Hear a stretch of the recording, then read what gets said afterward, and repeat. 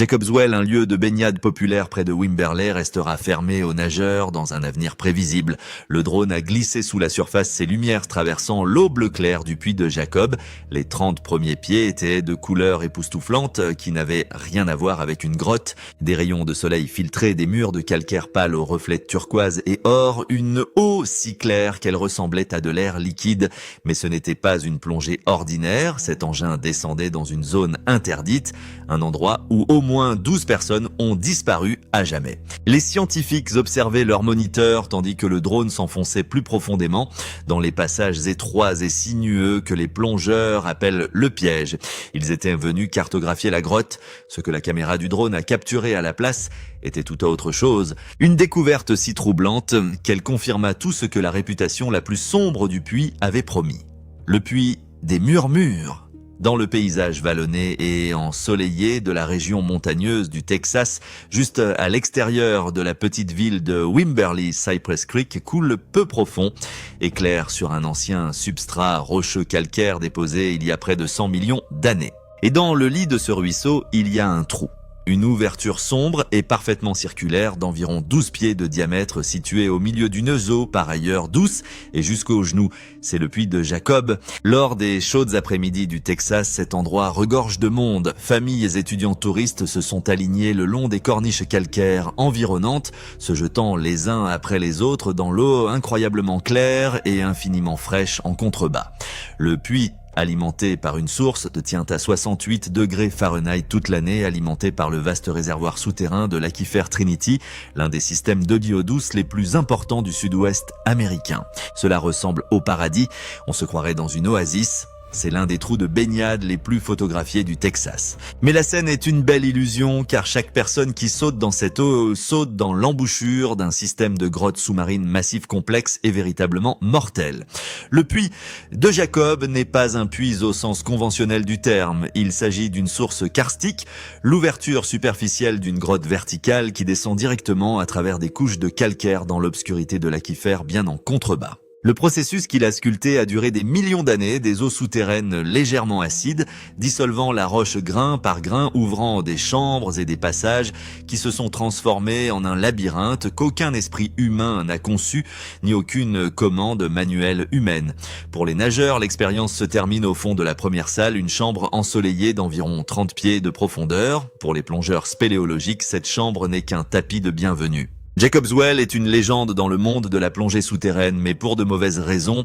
Elle est connue comme la tombe des plongeurs. La grotte est conçue par pur hasard géologique, comme un parfait piège naturel. Au minimum 4 chambres connues s'empilent plus profondément dans la terre, chacune plus dangereuse que la précédente, reliées par des passages étroits dont les noms ressemblent à des avertissements. La transition entre la deuxième et la troisième chambre nécessite de passer à travers un étranglement si serré que les plongeurs l'ont appelé le canal de naissance. Plus bas, les caractéristiques ont été intitulées le cercueil et la compression finale. Ce ne sont pas des fioritures dramatiques, ce sont des descriptions précises d'espaces qui ont mis fin à des vies humaines. La clarté trompeuse de l'eau est l'arme la plus dangereuse du puits. Les sols des chambres profondes ne sont pas constitués de roches solides, ils sont recouverts d'une épaisse et fine couche de limon calcaire pulvérule accumulée au fil des siècles.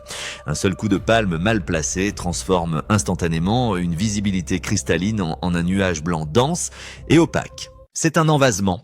Dans cette cécité totale, un plongeur devient désorienté en quelques secondes. Ils ne peuvent pas voir leur jauge. Ils ne trouvent pas leur compagnon de plongée. Plus grave encore, ils ne peuvent pas localiser la ligne de sécurité qui ramène à la surface. S'ils envisageaient d'en exécuter une, la panique prend le dessus. Un plongeur paniqué brûle sa réserve d'air à une vitesse terrifiante. Ils se perdent, ils manquent d'air. Et le puits fait une autre victime. Au moins 12 personnes ont perdu la vie dans ces passages.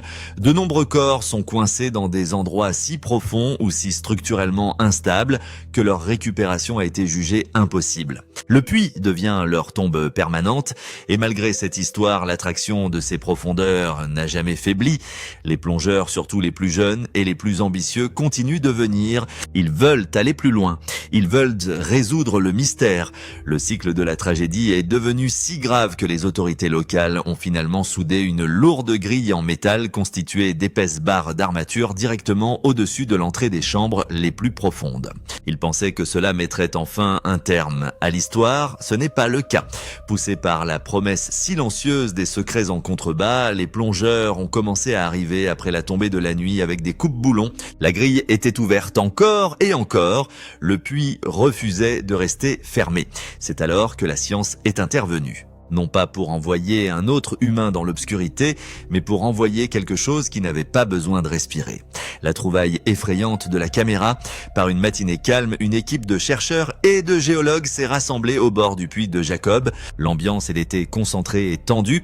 Une camionnette blanche était garée sur le talus calcaire, ses portées latérales ouvertes pour révéler une rangée de moniteurs haute définition. C'était le centre de contrôle. La machine qu'il déployait était un petit véhicule télécommandé jaune vif appelé Explorer, qualité industrielle, construit pour résister à la pression d'écrasement, équipé de plusieurs caméras 4K de puissante lumière orientées vers l'avant et d'un sonar avancé capable de cartographier les parois des grottes dans l'obscurité totale avec une précision centimétrique. Une épaisse attache à fibre optique le reliait à la camionnette diffusant une vidéo en direct en temps réel.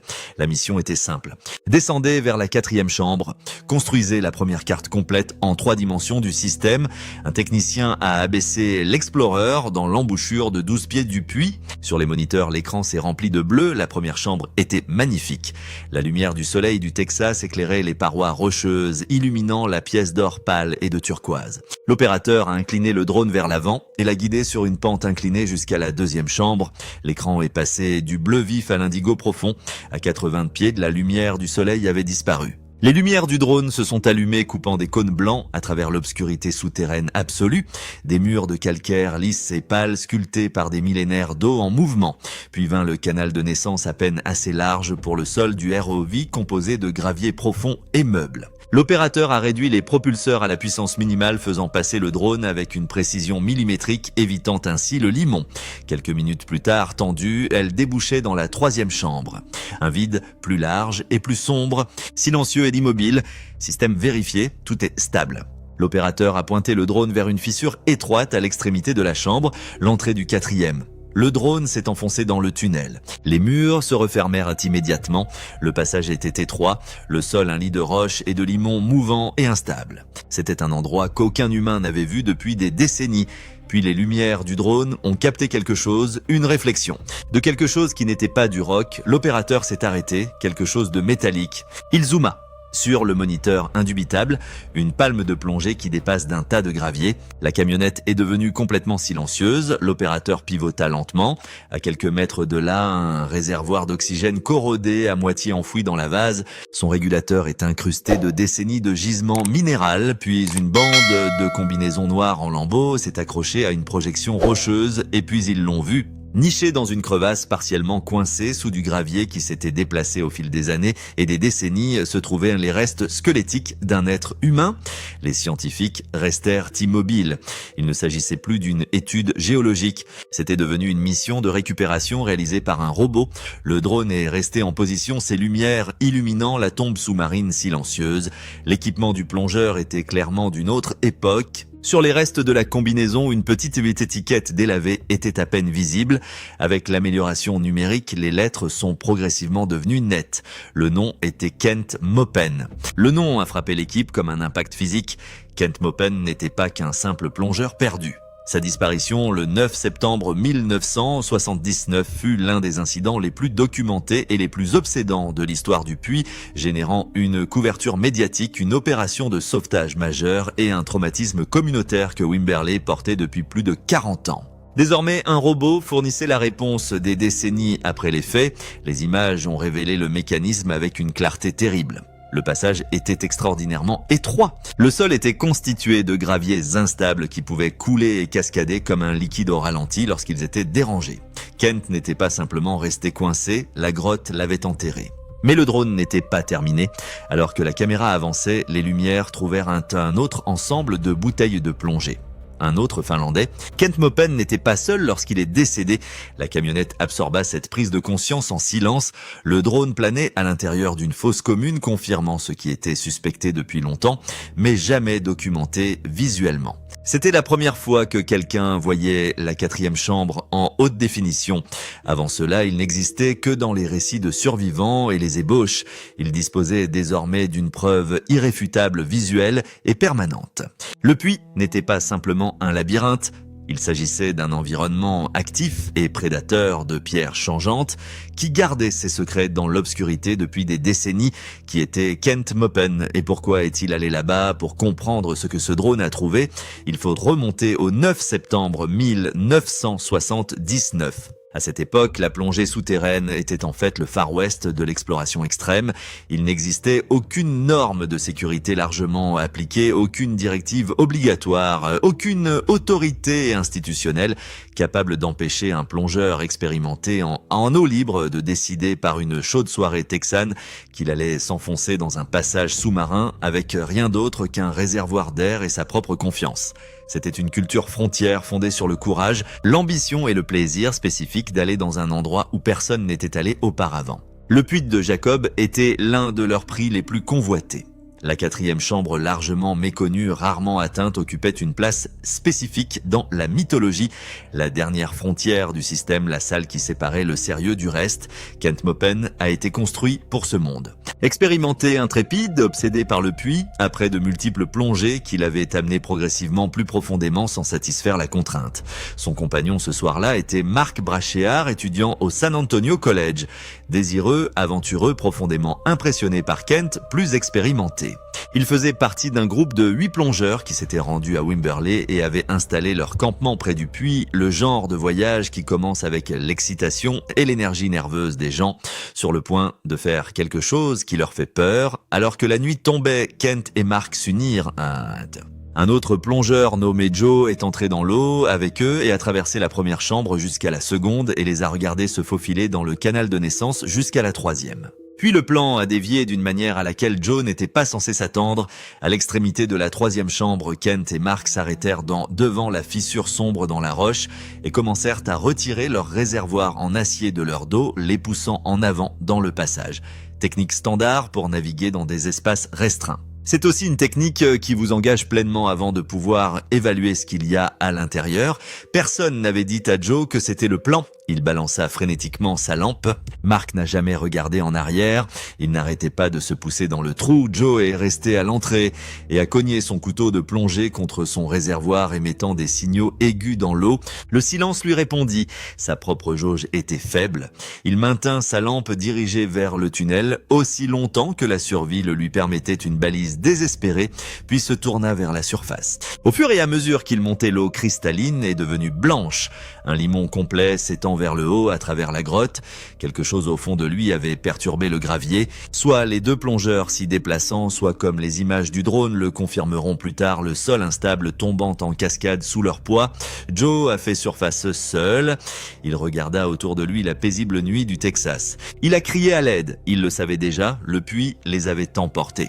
Une tombe dans le gravier. Le policier qui est intervenu ce soir-là a appelé Don Dib, le propriétaire d'un magasin de plongée local à San Antonio, ancien plongeur de la marine, et largement considéré comme le meilleur spécialiste du sauvetage en mer profonde de l'État du Texas.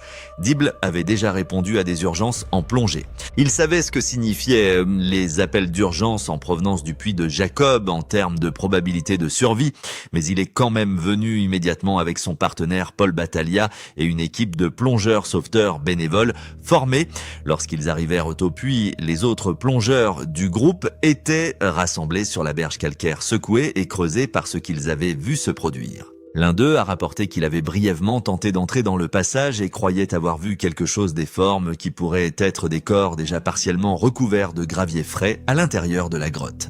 Don Dib se dirigea vers le bord du puits et regarda l'ouverture sombre dans l'eau. C'était un professionnel qui avait vu des choses difficiles. Il a pris une décision difficile. Il faisait trop sombre, trop limoneux et trop dangereux pour envoyer quelqu'un immédiatement. Ils attendraient le jour. L'équipe serait prête pour une opération de récupération dans la matinée. Ils n'en avaient aucune idée. Le puits n'était pas terminé. Le lendemain matin arriva chargé d'un objectif sinistre. Les premiers plongeurs descendaient avec de petites truelles de jardin, outils de choix pour les fouilles sous-marines délicates en milieu instable. Ils ont atteint l'entrée de la 4e chambre et ont découvert exactement ce que le drone documenterait 46 ans plus tard. Un mur de gravier meubles et mouvants remplissant le passage comme du sable dans un sablier. Ils commencèrent à le déplacer une poignée à la fois avec précaution. Pour chaque pierre enlevée, d'autres glissaient du haut pour remplir l'espace. La pile était en effondrement permanent au ralenti. Le déplacer a aggravé la situation. C'était comme essayer de creuser un trou dans du sable sec sous l'eau dans l'obscurité totale tout en respirant de l'air comprimé à une profondeur où chaque erreur accélère vers la catastrophe. Les rapports contradictoires et de plus en plus alarmants venant des plongeurs ont produit chez Don Dibble la décision qui définit certains types de dirigeants. Il avait annoncé qu'il y allait lui-même. Il n'allait pas demander à son équipe d'aller là où il n'irait pas. Il s'est préparé avec un calme méthodique, a pris un garde-chasse nommé Calvin Turner comme plongeur de sécurité et a installé des réservoirs d'air de rechange à 25 pieds et 75 pieds comme l'exige le protocole. Il a fait passer sa ligne de sécurité depuis la surface jusqu'à la grotte. À l'entrée du passage fatal, il s'arrêta et vérifia son manomètre. 1100 livres par pouce carré. Il l'a calculé en fonction de sa profondeur, de sa charge de travail, de la température de l'eau. Il lui restait environ 10 minutes. Il donna le signal d'accord à Calvin, qui occupait le poste à l'entrée, et poussa la tête et les épaules dans l'ouverture. Tout le tas de gravier s'est effondré, une cascade de roches et de limon s'est déversée en un instant et l'a enterré dans ses bras. L'eau est passée de clair à visibilité nulle avant qu'il puisse comprendre ce qui s'était passé. Il était coincé dans l'obscurité totale, incapable de bouger ses bras, incapable de frapper son réservoir pour obtenir de l'aide, incapable de signaler au plongeur 3 pieds derrière lui qu'il était en difficulté. Son rythme respiratoire augmenta involontairement. L'air comprimé, qui lui avait promis 10 minutes, commença à s'écouler à un rythme qu'il pouvait sentir mais qu'il ne pouvait pas contrôler. Il sentit que la conscience commençait à s'éloigner des bords. À ce moment-là, Don Dibble a pris le genre de décision qui ne devient possible que lorsque toutes les autres options ont été supprimées. Il accepta qu'il allait mourir au puits de Jacob aux côtés des hommes qu'il était venu chercher. Il a décidé que plutôt que de perdre son dernier souffle dans la panique, il accélérerait le processus. Il ouvrit la bouche et commença à avaler l'eau limoneuse. Puis son corps a agi sans permission. Une convulsion violente et involontaire, le réflexe de survie le plus profond que possède le système nerveux humain, secoua tout son corps. Cela l'a déplacé juste assez. À travers le nuage opaque de limon perturbé, une lumière est apparue. Calvin Turner avait reconnu le nuage de limon pour ce qu'il signifiait et s'y était installé sans hésitation. Tendant un régulateur de rechange, une ligne de poulpe dans l'obscurité, la main de Don le trouva. Il l'enfonça dans sa bouche et inspira le premier souffle d'un homme qui revenait tout juste d'un endroit d'où la plupart des gens ne reviennent pas. Il était vivant, mais l'histoire n'était pas terminée avec lui. Au cours de la lutte, Don avait avalé d'importantes quantités d'air en même temps que l'eau. Alors que lui et Calvin remontaient vers la surface, la pression de l'eau diminuant à chaque pied qu'il montait, cet air commença à se dilater à l'intérieur de son estomac de la même manière que le gaz se dilate dans n'importe quel récipient sous pression lorsque la pression est relâchée. Il ne pouvait pas l'expulser. La douleur a atteint un niveau qu'il a décrit plus tard comme au-delà du langage. Il comprenait ce que signifiait une embolie gazeuse. Il comprit qu'il ne pouvait pas monter assez lentement pour être en sécurité et assez vite pour survivre simultanément. Il a choisi vite et s'est frayé un chemin jusqu'à la surface.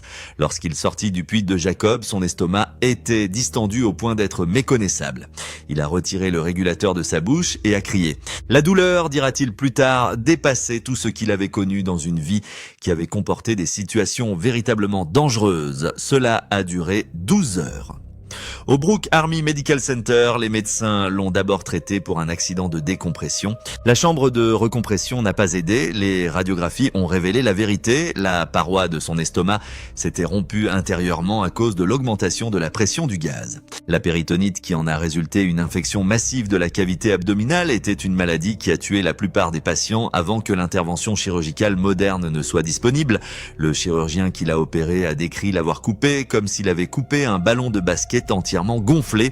Il s'agissait d'une blessure sur 1 million provoquée par une séquence d'événements qui n'avait jamais été documentée auparavant en médecine de plongée. Le fait que Don Dibble ait survécu est, selon toute évaluation raisonnable, un miracle. Alors qu'il luttait pour sa vie dans un hôpital de San Antonio, l'opération de récupération se poursuivait au puits. Un autre plongeur expert, Don Broad, est descendu et a confirmé ce que rapportaient désormais tous les plongeurs ayant atteint ce passage. Le gravier était infranchissable. La seule façon de récupérer Kent et Mark consistait à retirer tout le lit de gravier de haut en bas en travaillant dans 60 pieds de Weka avec un équipement industriel. Une société commerciale, Schaefer Diving, a été engagée. Ils ont apporté un tuyau d'aspiration industrielle et ont commencé le travail extraordinaire consistant à aspirer des tonnes de gravier en profondeur et à les déposer dans Cypress Creek. Jour de travail, pour chaque pied franchi, les murs instables du passage contribuaient davantage. Le puits remplissait activement l'espace qu'ils avaient créé. L'argent qui avait été engagé s'est épuisé avant le passage. Une équipe d'évaluation finale de la société Brown & Root est arrivée et a rendu le même verdict que tous les experts. Le risque était catégoriquement inacceptable. Le puits était une tombe mobile et auto-obturante. 12 jours après la disparition de Kent Maupin et Mark Brasher, les recherches officielles ont pris fin. Ils ont été laissés là où ils étaient. Le puits a été scellé avec un couvercle en béton et une grille permanente. Le lit de gravier mortel, comme on l'appelait dans la communauté des plongeurs, avait vaincu tous les efforts humains visant à récupérer ce qu'il contenait. Un portail dans l'eau, la mission du Drone Explorer a accompli quelque chose que des décennies de plongée humaine et d'efforts institutionnels n'avaient pas réussi à produire. Un récit visuel clair et documenté de ce à quoi ressemblait réellement la 4e chambre et comment elle a tué exactement. Et ainsi de suite. Ainsi, la plupart des gens ne connaissent jamais l'étendue du trou de baignade dans lequel ils nagent.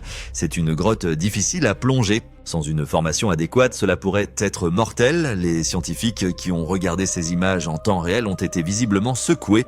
Plusieurs d'entre eux étudiaient professionnellement les systèmes de grottes depuis des années. Aucun d'entre eux n'avait rien vu de comparable à ce que révélaient les lumières d'un petit ROV jaune dans ces passages. Mais par les images ont résolu le mystère physique sans toucher au plus profond. Parce que le puits de Jacob n'a jamais été simplement une caractéristique géologique pour les gens qui le connaissent, vivent à proximité ou l'ont rencontré d'une manière qu'ils ne peuvent pas expliquer pleinement. Le calcaire qui forme le Texas Hill Country est l'une des roches de surface les plus anciennes de l'État déposées pendant la période du Crétacé et façonnée par l'eau sur une échelle de temps qui fait ressembler l'histoire humaine à un après-midi. Le plateau Edwards, dont cette région fait partie, contient des centaines de grottes de sources et d'éléments karstiques. Fenêtre sur un monde souterrain qui couvre des milliers de kilomètres carrés et se connecte d'une manière qui est encore en cours de cartographie. Jacob's Well se trouve à l'expression superficielle de l'un des nœuds les plus importants de ce système. Ce n'est pas simplement une grotte, il s'agit d'un portail vivant vers l'aquifère Trinity, l'une des principales sources d'eau pour des millions de personnes dans le centre du Texas. Le débit du puits est utilisé depuis plus d'un siècle comme indicateur de la santé de l'aquifère. Lorsque le puits a été découvert pour la première fois en 2009, puis à nouveau lors des périodes de sécheresse les années suivantes, il s'agit d'un signal d'alarme qui s'est répandu dans l'ensemble du système régional de gestion de l'eau. Depuis plus de 100 ans, les habitants décrivent le puits comme étant sans fond. Le drone a semblé réfuter cette hypothèse en cartographiant les chambres connues, mais les chambres connues ne sont que ce qui a été consulté. Le système est un nid d'abeilles de passage de calcaire dissous s'étendant dans plusieurs directions à partir du puits vertical principal. Les plongeurs qui ont atteint la 4e chambre et ont survécu ont rapporté avoir ressenti un mouvement d'air à travers les fissures d'état des parois rocheuses, mouvement qui implique des connexions avec les espaces au-delà. Le sonar du drone a capturé des lectures suggérant des vides supplémentaires derrière les murs des passages traversés. La 4e chambre n'est peut-être pas un point final. Il peut s'agir d'un filtre d'un goulot d'étranglement entre la grotte accessible et un système plus profond dans lequel on n'a jamais pénétré. Ensuite, il y a ce que les autochtones de cette région comprenaient de cet endroit bien avant l'arrivée des colons européens et lui ont donné le nom d'un homme appelé Jacob.